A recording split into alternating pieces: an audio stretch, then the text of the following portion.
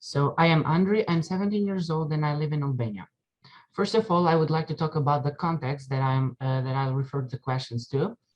A study conducted by World Vision Albania with 484 children during summer showed us that there are more than half of all children in Albania that are highly exposed to violence and abuse, especially from other family members and friends.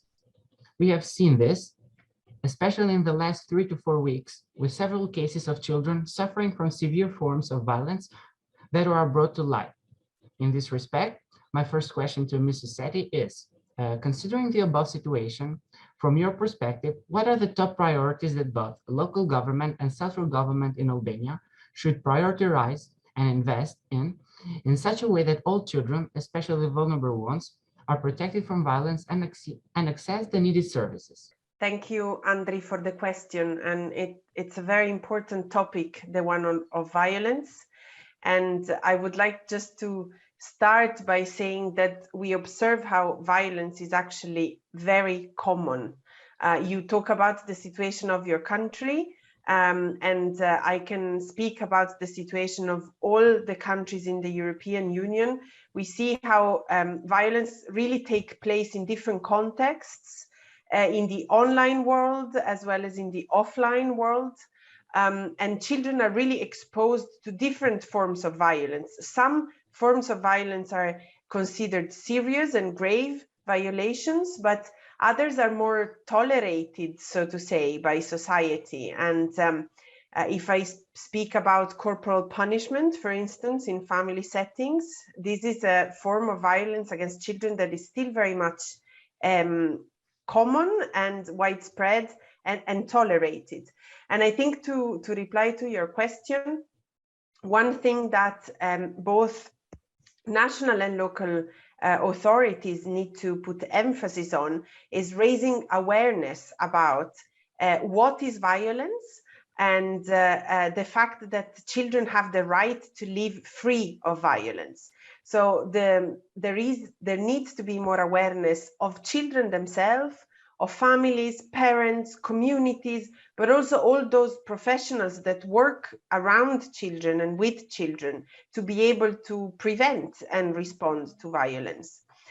And then another thing that I see as a priority is to have services that are tailored for children, that are available and accessible to children, and that are known by children. So we need to invest in integrated child protection systems whereby different services really work together with the child at the center, and that children are able to access these services. And I think in the case in particular of Albania, perhaps a need would be also to enhance the human capacities, really. You've mentioned it yourself, there are increasing number of cases that are reported to child protection, but we also know there's a decrease in resources made available for this. And this is obviously a problem.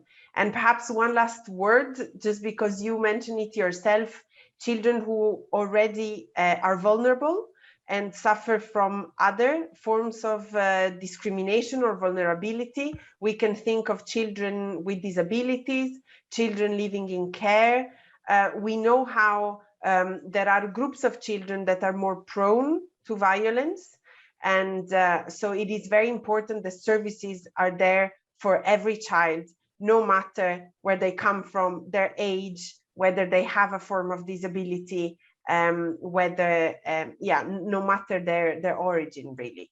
So this perhaps would be the things that I would consider important. I would like to thank you for your answer. And I have another question, if you don't mind. So my second question is, which are the key actions that the European Commission is planning to support in the near future for candidate countries like Albania related to the promotion and the protection of children's rights? I'm sorry.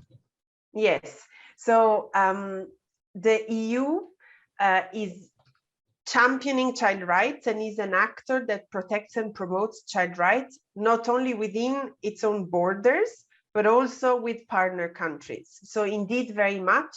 in the work that we do with partner countries and neighboring countries, the protection and the promotion of child rights is a priority. We have adopted at EU level a new strategy on the rights of the child in March this year. And this strategy sets out some big priorities and actions for our work. And these really guide the work of the European Union in the Union and outside. So the 6 thematic priorities of the strategy inspire the work that the Commission does also with partner countries. So first of all, we raise the rights of the child in political and diplomatic dialogues with governments, and including the Albanian government. We put emphasis on some topics like combating violence in all its forms, strengthening child protection systems, promoting a justice that is child-friendly, but also promoting education and combating every form of discriminations against children. So we do this with political dialogues, with policy, but also with financial assistance. And a lot of the programming that the European Union is promoting in partner countries focus on these very thematics. And then perhaps the last point to mention is that when we work on the global level, we also, let's say, strengthen the work that other international bodies are doing in this field.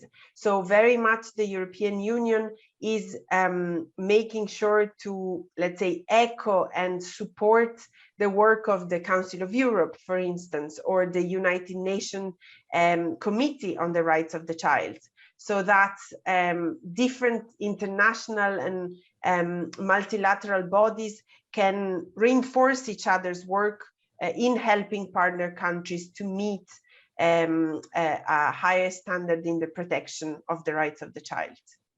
I hope that was enough and replied to your question, Andri, but if there's anything else that you're thinking of that I could exchange on, I'm happy to do that. In fact, the information was very complete, and I thank you very much for your answer. So I consider it by reaching some more information on the Google and watching what the priorities of European Commission would be in the near future. So thank you. That's great. Thank you for the questions. And perhaps I can tell you that together with some children, well, with many actually, we've developed some child-friendly versions of our strategy so that it's more accessible for children to understand what the EU is planning to do in the near future. So it exists in English so far, but it's now been developed, translated in all EU languages, and the next step will be to have it in non-EU languages. So we'll get there. Okay, thank you. Thank you.